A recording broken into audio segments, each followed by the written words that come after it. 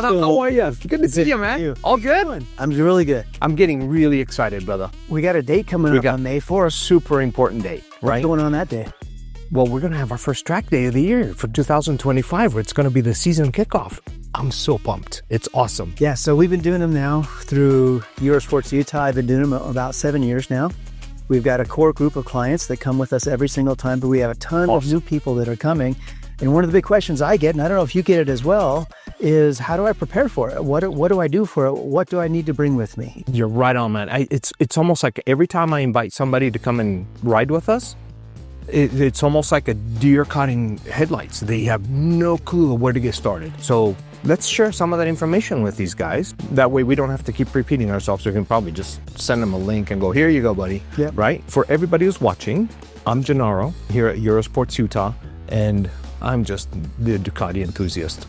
Just the Ducatista at heart. What can I say? Right? And I'm Thor. I'm with BMW here at Eurosports Utah. Most of you guys have seen me at our track days that we've been doing for a lot of years. Gennaro and I have been doing track stuff since the early 90s. Got thousands of track miles, thousands of track hours. We've got a lot of time teaching a lot of people and coaching a lot of people as well over the years.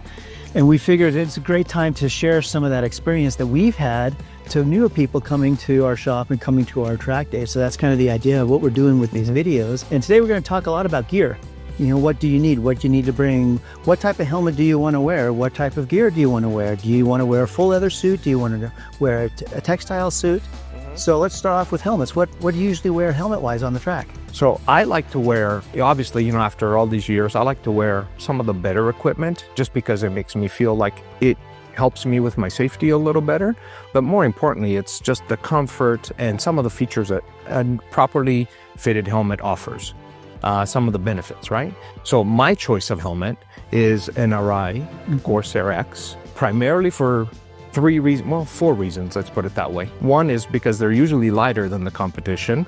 Two is because they're usually better ventilated than the competition. And three, because they just fit my stupid big round head, right? And four is because they look good. Do you think that there's a difference between a $100 helmet and a $1,000 helmet when you're riding the track? I would say yes. Probably not so much in the safety factor, but more in exactly what I just, the benefits that I just expressed. So fit and finish and some of the features, you know, because when you're, and you know this as well as I do, you know, I mean, we were out there last year, it was 100+ degrees at one point, and, you know, there's nothing like properly ventilated helmet. So you're just not, although, yes, that one. This is one of the helmets that I will wear on the racetrack. Now, I've got quite a helmet collection. I've got a lot of helmets that I'll wear on the street, but I won't wear them on the racetrack. This is a Arai Nicky Hayden replica, a Corsair. Their top-of-the-line helmet, still handmade in Japan, shipped over here. Shoei, Arai, Schubert, some of the higher-end helmets are still handmade. This is the same helmet that if you buy it off the shelf here at the shop, it's the same helmet that our heroes on TV, racing motorcycles, are actually wearing. They don't make a separate helmet for it. That's the level of build quality, and that's the level of safety and comfort that you get when you spend this kind of money on a helmet. Absolutely. Now, a lot of people are choosing to go with the newcomer into the helmet world, which is Alpine Star, and we're seeing Alpine Star being worn by some of our MotoGP champions and heroes. Kind of a cool entry, you know, into the whole thing, but at the high level. So obviously they're doing something really, really good. And a properly fitting helmet, as you'll probably confirm here in a second, is a helmet where you can feel the padding touch every part of your head. Right? So you're gonna feel the padding on your crown, you're gonna feel the padding on your cheeks, you're gonna feel the padding on the back of your head, and it doesn't just move on its own, especially because at the track, obviously, when you come down the straightaway, speeds get up and over into the 3 digits really easily, and you don't want that wind pressure to move your helmet without you meaning to have it move. The other thing that's really, really nice when you're at those speeds is a visor lock or a lock pin, right? Because you don't want your visor to flip up while you're going down the straight or while you're trying to make a corner. I think proper fitment of your helmet is a safety feature in itself. You know, and here at our shop, John Littlewood is our Shoei helmet fitment specialist that can measure your head and fit your helmet like you would a ski boot. For skiing, he can fit that helmet to your head so you get as much safety as you can out of it. After helmet, what's the next most important safety gear for people? Maybe gloves? I would, you know, most of us have a tendency, if we're going to have an oopsie, and, you know, hopefully not, because on the track, having an accident is in essence, it's a choice, isn't it, that we make? Yeah. Because if you're not riding at 100%, the chances are you're not going to do it. But anyways, if you're going to have a oopsie, the first thing you're going to do as a human, right, you're going to have a tendency of wanting to your hands out. So first thing coming to impact with the asphalt is going to be your hands. So gloves are very, very important. And the very same principles apply for gloves as they did for the helmet. Proper fitment, right? You don't want loose leather at the tip, at the end of your fingertips. You don't want your thumb have to strain itself to go around the grip. You want the best protection that you can get for your hands. That's why on the back of your hand, you're looking for other things other than leather, things like titanium, carbon fiber, even just a good old plastic shell, just something to absorb that first impact. Yeah, and one more thing that we do on our track days as well, part of our protocol is not only is your bike inspected, but your gear is inspected as well to make sure that you're completely safe with everything that you wear. And our gloves have to overlap your leathers or your jacket and have a gauntlet where the gauntlet comes over the top of your gear so that there's no skin showing on your hands. You mean kind of like these guys? Exactly like those guys. Right? Where they have the protection on the top of your hands, protect your knuckles, protect the top of your fingers. They have the gauntlet, and they actually have a 2 Velcro system so that the glove doesn't go flying off your hand if you were to have that oopsie. And it's a nice, soft, supple leather, also because you want to retain as much as your tactile feeling as you can, right? What are some of the materials that gloves are made out of these days? Well, a lot of gloves are still made out of cowhide because at the end of the day, after a whole lot of research, they found out that leather is still the best protecting thing that we have for our bodies. But they also use things like goat skin or kangaroo skin, which are lighter, stronger. So they're more expensive. A little more expensive just because those leathers, there's not as much of it going around. But the tactile, the feeling is by far improved because you don't have as much leather and it's not as hard between your finger and your grip or your brake lever. So are you saying that in a high performance riding situation, the more you feel your controls, the more I feel that brake lever, the more I feel what that throttle is doing, that's a safety feature that can be affected by the style and quality of gear that I'm using? Absolutely. Absolutely. Because we all know that if we're performance riding, we need to have as much feeling and as much feedback from the motorcycle as we can possibly get. Our brain processes all that information so fast. Sometimes we don't even realize what's happening, but we're doing it. Yeah. And that feeling tells us everything we need to know about what the motorcycle underneath us is doing. Yeah, the one way that I teach it in a lot of my classes that I do when I'm coaching on the racetrack is I talk to people about how much attention span do they really have. If 100% of their attention span is spent on feeling that their gloves are too tight or their helmet is too tight or their leathers don't fit quite right, well, if that costs you 75% of your attention, you have 25% left for actually riding your motorcycle on the racetrack. We need to reverse that as much as possible. You want to be as comfortable in your gear as you can be so you're not even thinking about it. So you've got all that attention to be spent on actually riding your motorcycle, observing what's going on around you, and having a good, safe track day. Yeah, and especially if it's your first time. Especially because it's almost sensory overwhelm, right? So you need to be able to go out there and spend the time learning the track itself, learning how your bike acts at speeds, or cornering angles that you never thought you were going to be able to achieve. And that in itself requires 100% of your attention, much less if you have, you said tight helmet. I'm thinking loose helmet too, because I've made the mistake, I've worn ill-fitting helmets where the helmet was too big and at speed the thing would wobble on my head. 100%. Now my vision was blurred. Yeah. So you definitely want to try to avoid that stuff. Move on to the next thing. Yeah. What kind of leathers do we wear? Why would I wear a 2-piece versus a 1-piece at the racetrack? Well, it is a choice, right? It's a choice. Some people would want to wear a 2-piece suit. Let's start with that one, primarily because they're a street riding focused person and they want to have the ability to be able to just wear a jacket on the street and then not have to worry about the pants. If you're on a track where you're not going to be achieving really high speeds, a 2-piece suit is very, very comfortable for the simple fact that you can just take your jacket off and hang out while you're not riding without having to worry about taking... The exact reason when we ride Supermoto, on every Supermoto Monday, I wear a 2-piece suit. When it's 100 degrees, I don't want the full leathers. I just take the top of the jacket off and I'm quite a bit more comfortable as well because the speeds aren't that great. So are there different layers of protection that you can buy when you're looking at suits? There's several layers of protection. Let's refer back to the 2-piece suit. The 2-piece suit, there are ones that zip just in the back. I personally wouldn't wear that one I value my body a little bit more than that, I would want at least a two-piece suit with a full circumference zipper between the jacket and the pants. There is also suits that have more armor in them than others. There are suits that have better armor in them than others. So we need to look into that as well. And obviously the knee sliders need to be there or not, depending on how aggressive you want to get with your lean angles on your motorcycle. But, just like gloves, cowhide is the primary material used for leather suits, but you can also get kangaroo leather, which is lighter, more tensile strength, more expensive. You can get textile suits. They work for a one-time oopsie. Well, and that brings up a really good point, Donato. We do allow textile suits at our track days. They do need to zip together and they need to have overlapping coverage. So your gloves need to overlap the jacket. The boots need to be overlapped by the pants as well. I wouldn't recommend a textile suit at the racetrack just because the speeds are so much higher. If you do have an incident, that incident goes on for quite a longer time than if you're on the street because the speeds are greater. So if you've got something that is abrasive resistant for a short slide, that abrasion resistance for a longer slide tends to be decreased over time. That's why leather and kangaroo and other materials like that are more seen on a racetrack than a textile suit. But if you're coming for your first time, it's your first time there, you're just experimenting with it, do you want to start doing track days? You'll be absolutely fine with a textile suit to kind of get your feet wet. Most people after that, they end up buying a proper leather suit and going from there. Yeah, and I prefer a one-piece suit simply because, again, mentioning those speeds, I know that there's not a weak point in the suit that could give if I have an oopsie while I'm at the track. And obviously overlapping the gloves, the gauntlets, the boots, and all that kind of stuff. A well-fitting suit is just like a good-fitting helmet. It needs to be snug on your body. Whether you're thin or you look like me, it needs to be snug on everything. So basically what you want is a suit that touches every part of your body, but no part of it is baggy, right? Absolutely.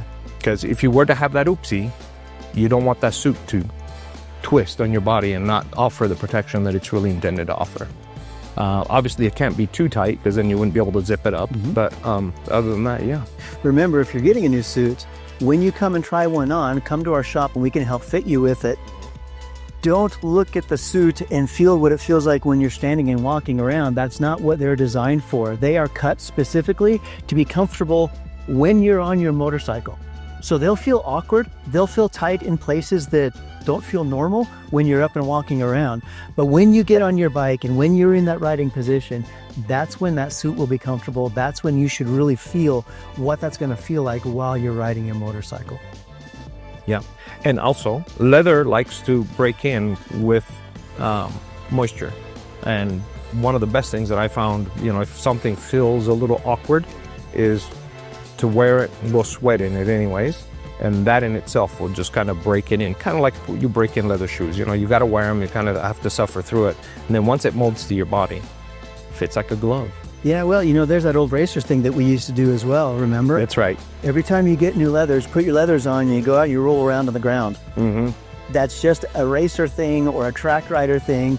The idea is you're exercising the crash demons out of your brand new leathers without actually having to crash your motorcycle to do it. Yeah. I haven't done it for a few years, but it was something that I used to do quite a bit, just one of those weird habits. Yeah, absolutely. Get those demons out of that suit because that's just what you want, right? Yeah, exactly. So, the other single most important piece that I want to talk about is a back protector. Yeah. All too often, we end up tumbling and, doing a somersault in the air and landing on our backs. And the only thing really protecting us is whatever's protecting our back. And it is a very important part of our body. So, and what it is in essence, it's like a turtle shell that goes over our back inside of our suit. It's not really made to take a first impact, but it is made to dissipate that energy throughout the entirety of its. Yeah. Well, people are spoiled for choice now as well. When I'm pushing and I'm doing a push lap for myself and I'm doing a track day for myself, I'll wear my leathers that have an airbag on the inside. But for our track day, we're going a little bit slower, I use just a regular traditional back protector. The back protectors of today are almost as good as these because you not only have the back protector in the back, you've also got a chest protector on the front, and the one that I have has kidney protection as well. I'll put that on in a minute, and I'll show it to you what that guy looks like. This is Alpine Star's Tech Air system. There are 2 cartridges in there, so you get 2 shots. You have 2 incidents. Twice you can use that airbag, and it's exactly what it sounds like. You wear that underneath your leathers or underneath your jacket. You get disconnected from your motorcycle. The vest has a brain in it. It knows from the accelerometer what's going on, and if the impact is hard enough or the forces are strong enough, that bag will inflate and help keep you safe. And it's a temporary inflation too, so it doesn't make you uncomfortable for very long. It deflates the second it inflates, it starts to deflate again, just like the airbag that's in your car. Highly recommended, and it is something that you see a lot of people that go to the track often wear quite a bit. So boots wise, what kind of boots are people wearing at the track? So what we recommend for them to wear is something like this, right? Alpine Star has been in the game for quite some time. They know what they're doing. This is actually kind of the middle of the line boot, which is a very comfortable boot to wear, when you're talking about motorcycling, but it's a comfortable boot to wear. You can actually comfortably walk in this boot and still ride a motorcycle and have it protect you. The primary feature on a boot is obviously a protection for your ankle, protection for your heel, but something that the sole doesn't squish if the bike was to land on it, so that the boot is going to hold up the weight of the bike to the best of its ability, so it doesn't crush your foot. And definitely have it come up your shin, so it protects your shin as well. But this is about it. And then there's higher models of this, more protection. More protection in the motorcycling world though also means less comfort for walking. And more expense. And I'll show you the top of the line Alpine Star boot that they have as well. So this is an option. For the street, obviously, there's riding shoes where they just cover your ankle and they still give you the protection for your foot, but they don't come up your shin. Would you ride a riding shoe on the track? Never. Never. I would ride a riding shoe on the street. I never really get on a motorcycle thinking worst case scenario, otherwise I wouldn't get on a motorcycle at all. But I do wear the gear because I like the comfort it gives me. Like I wear a helmet, not because I'm thinking I need it for protection. I don't like the taste of bugs. Sure. Right? I don't like gravel hitting me in the face. So and for me, it's always been this. I've always looked at motorcycling this way, whether on the racetrack, whether I'm on the street. It's not a question of if, it's a question of when. It is going to happen to you. You need to prepare the best you can for that eventuality. And in my experiences on the crashes that I've had on the racetrack at racetrack speeds, the first things that hit the ground every single time are my feet and my hands. Mm-hmm. If you need to scrimp a little bit, don't scrimp on your gloves, don't scrimp on your boots, don't scrimp on your helmet. Buy the most that you can afford for those things, and then kind of average that out in the middle a little bit if you need to. And then over time, buy one piece at a time. You can afford some more expensive stuff. If maybe you do it like eating a big pizza, start off with one small piece and then kind of build it from there. For sure. Do we need to cover anything else that you think? No, let's just show people what a high-end suit looks like. Just kind of recapping a little bit. You want a well-fitting helmet, which means that's a helmet that touches every part of your head and your cheeks as well. Not that it gives you a headache, but it just has a nice firm feel. Gloves that are protecting on the backhand and you leave you quite a bit of tactile feeling for your palm, and that overlap your leather. Leather suit, whether it's one piece or two piece, your choice personally. Once speeds pick up, I prefer a one-piece suit. Absolutely. A good back protector, and even better, a air vest or an air suit. I know Dainese has been making them really, really good ones. I know Alpine Star makes some really good ones. They're all good as long as the technology's there and you're wearing it. And then obviously the boots that come up to protect your shin and allow for as much protection as you can get for your foot. Those are the things that you need to get. Oh, a properly fitting suit.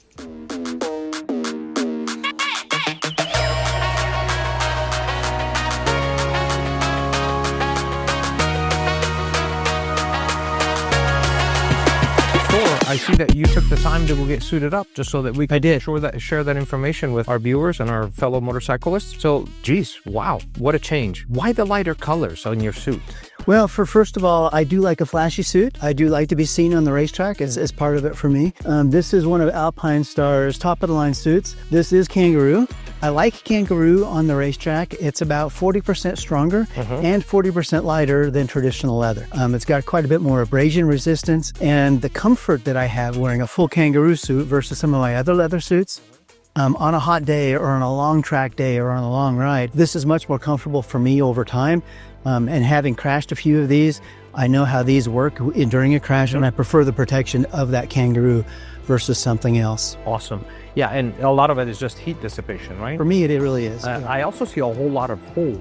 Yeah, this suit is completely vented or perforated, so it's designed to give you a little bit of airflow on your thighs, on your legs, on your chest as well. If I'm wearing the air vest or if I'm wearing the chest protector with the back protector I have on right now, I don't get a whole lot of airflow, but it's better than no airflow.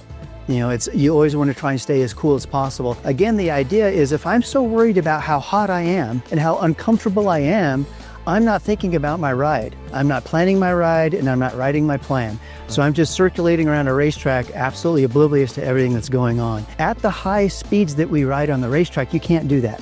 You need to be able to focus on what you're doing, and that focus needs to be very, very laser focused on riding your bike. If you're worried about your gear and you're uncomfortable, that's not where you should be focusing. So for me, something like this gives me the ability to feel comfortable with what I'm doing and not thinking about any of this, just thinking about my ride and what's going on. Now, you and I have a special task on the racetrack. We split our attention between riding our own motorcycles and then coaching the people that we're on the racetrack with as well. So for me, it makes it even doubly important that I'm incredibly comfortable in the gear that I'm wearing, so I don't even need to think about it. So I can think about me, I can think about the people that I'm working with on the racetrack. That's why I wear the higher end gear.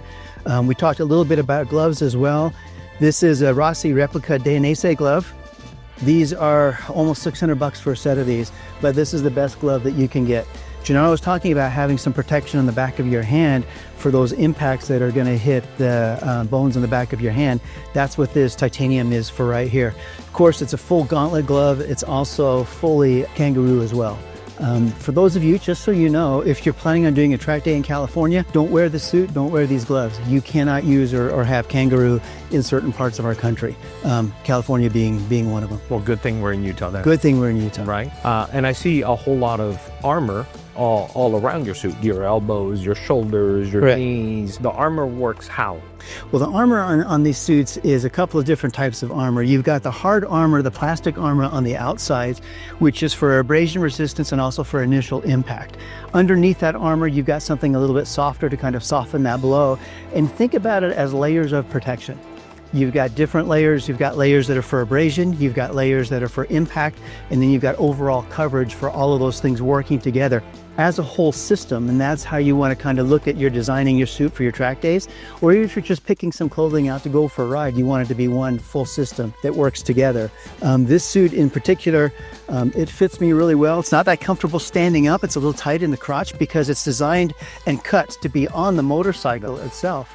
But it fits with the boots. It fits with everything that I like to use on it.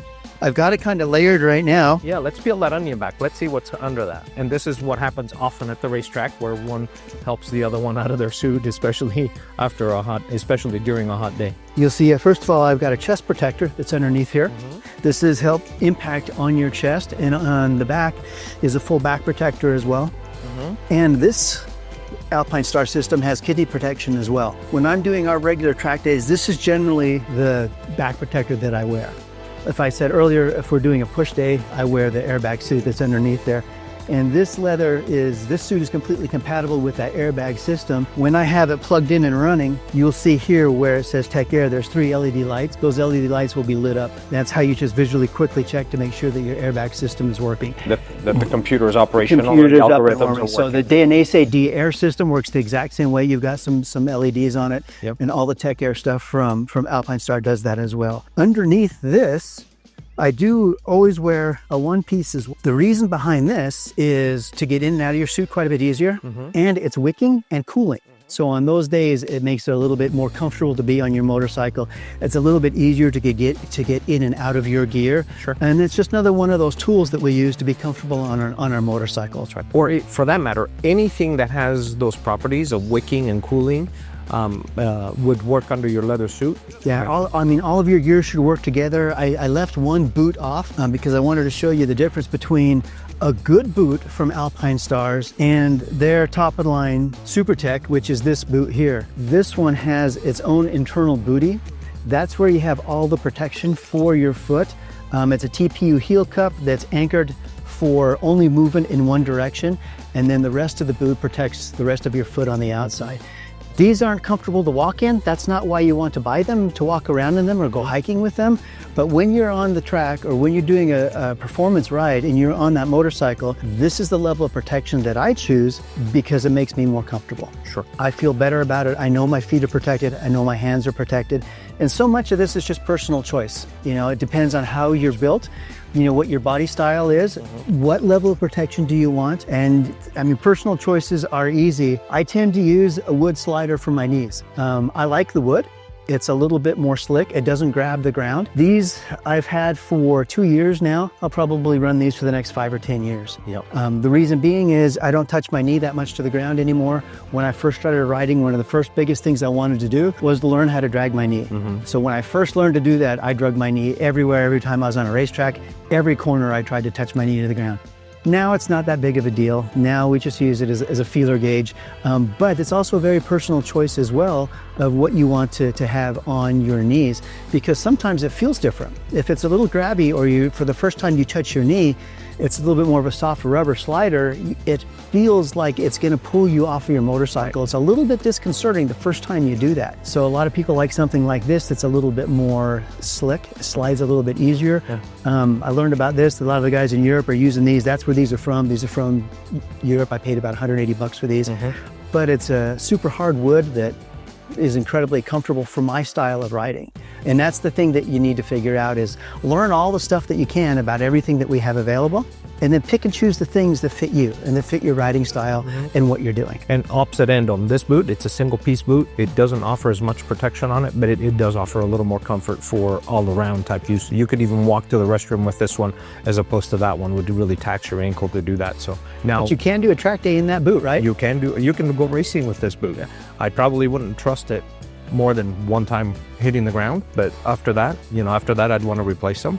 But it is considerably a lot less expensive. Now, when it comes to knee sliders, we're gonna do more of these videos, so stay tuned for those. But we're gonna get into more details on why you wanna have your knee on the ground, what does it mean, and what do you use it for, and so on and so forth. So stay tuned on that one, right? So there's more of this stuff coming.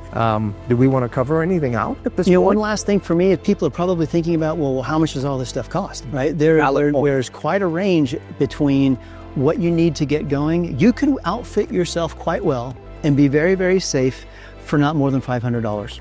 Correct. You could do that if you want to, but then you can go like this and you can spend $4,000 or more dollars. There's a huge range, and that's nice because we're spoiled for choice.